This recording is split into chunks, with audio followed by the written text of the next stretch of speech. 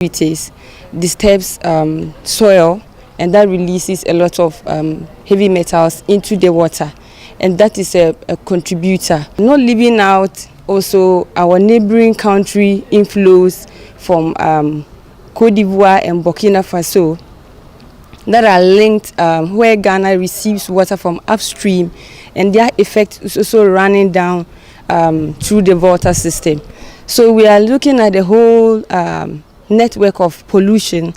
So right now, what we have found out that there is certain levels of cadmium, the lead, and chromium, and then with the cyanide also showing up, even much more than mercury. And we are seeing that this is of concern, and something should really be looked at in an eye on the Volta River system. Speaking at the event, Professor Sadito observed that Ghana should not have reached its current state of largely uncontrolled mining.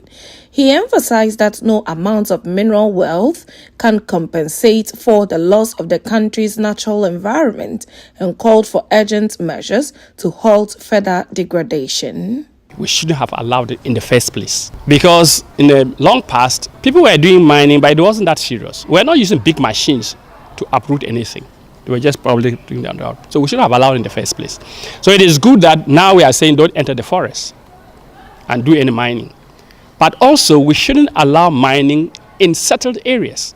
Where people have settled, you don't go and do mining there. You can do in areas where there's no settlement.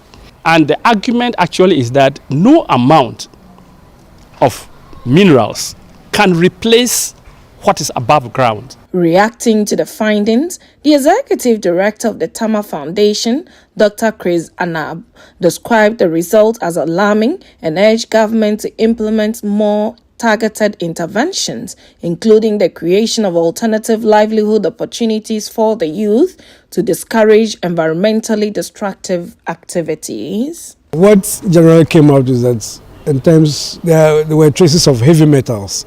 And what was really revealing was that cyanide was widely used. And that was a source of concern because we all know the health implications of cyanide in our water bodies. So that came out as a big shock to all of us. And we also found out in terms of the socioeconomics of mining, it's likely the youth, aged between 18 to 35. And these are strong, energetic people who should either be pursuing a skill or be working in sustainable areas, but they're all caught up in the mining. And there were a lot of testimonies on the ground as to how young people have left school to run into mining and the implication of that for our future human resources of this country. So it's ended up with the recommendation that our government needs to really do something. We do know that the government has done well, has amended the Mining and Forest Reserve, LI, which used to be 2462. So that is a good thing the government has done, but the government can do more.